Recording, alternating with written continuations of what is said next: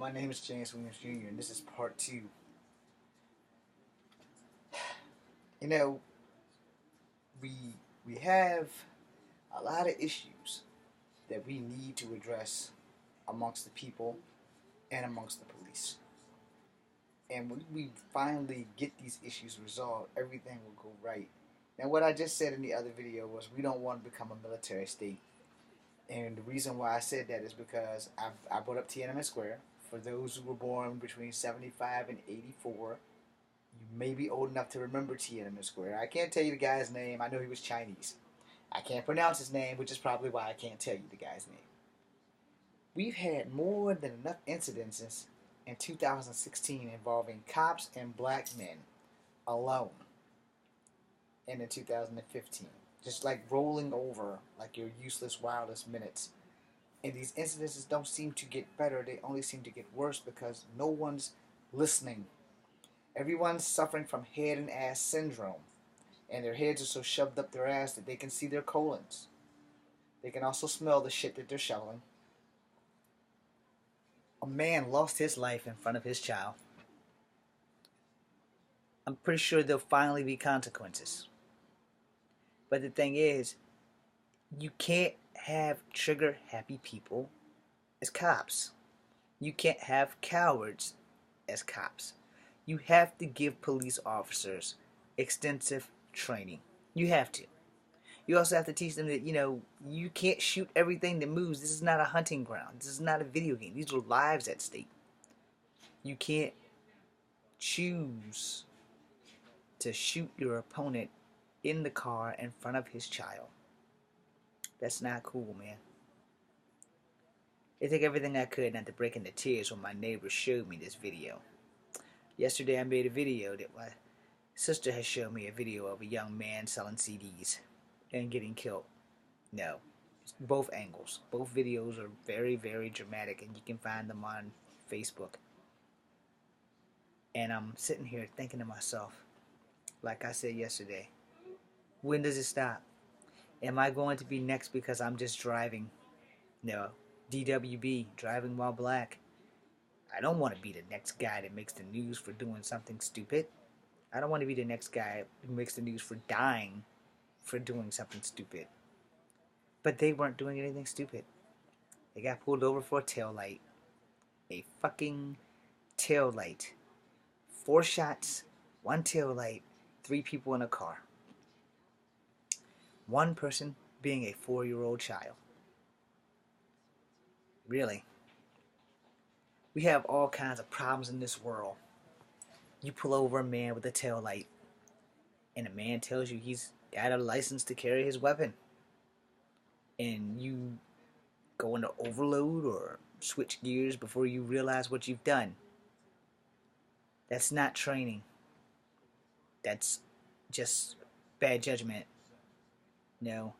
I've been watching a lot of videos on YouTube about fighting, and students fighting teachers, and teachers fighting students, and being reprimanded and being fired. And when they show these videos, they never ever show how the shit escalated. But that one, they showed. Got pulled over for a busted taillight. A busted taillight led to 4 bullets and the death of a man in front of his child. She's going to remember this for the rest of her life. Now I know what you're thinking. You're like, oh, James, you have a knack for pointing out the obvious. Yes, I do. I have a knack for pointing out the obvious. But I also brought this up with the San Bernardino shooting. I brought this up with the fella who decided that he wanted to make targets out of gay people. I brought this up every time that someone leaves a child fatherless or motherless because of a stupid action. And you may think I'm a jackass, and you may think that I am the dumbest man on the planet, and that's your opinion, and you're entitled to it, and I accept that. I don't really have much of a choice in that matter, because you have the right to have your opinion. I am not a terrorist. I'm a former member of the United States National Guard. I am a veteran. I love my country. I will gladly take a bullet in the head for my country, if need be, 2. And if I have to, and I can take a 3rd one, then so be it. But I don't want to keep living in fear of driving my car, getting pulled over, and getting shot. I have never done drugs a day in my life. I have weapons in my car. I have a practice sword known as a sabatu. I have chobos, short sticks, for those who do kung fu or taekwondo, short sticks. Or if you do Filipino stick fighting, chobos. No. I don't have tonfas. I need to get a pair. I no longer carry my nunchucks in the car. I'm sure if you've seen my other channel, you've seen me working my nunchucks. So you can tell pretty much that when it comes to fighting, I am an ace. I'm not the guy that you should probably mess with. But my late father always told me, he said, Jimmy, when you get pulled over by the cops, don't get out here and break bad. I know you can fight, son. I know you are a great fighter. Don't get out here and die trying to prove that you can. Because as good as you are, you ain't bulletproof. He's correct. But I've also learned in the way of the martial artist, specifically Shaolin Kung Fu, that you are a warrior of peace first. And that you must find peaceful solutions before you resort to the touching and the feeling of pressure points to immobilize a person. If we don't start training our officers better, worse things are to come. I ever thought that when I was younger that I would not ever be a cop because that's what I wanted more than life itself.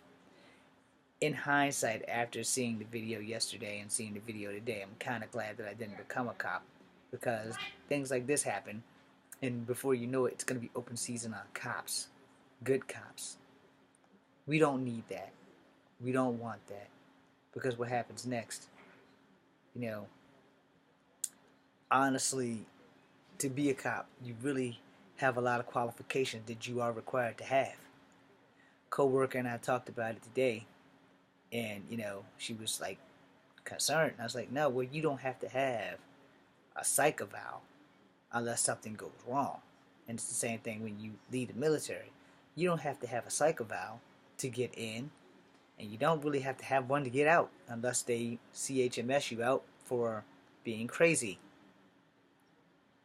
or failure to adapt or unruly conduct, got an insubordination problem, that kind of thing.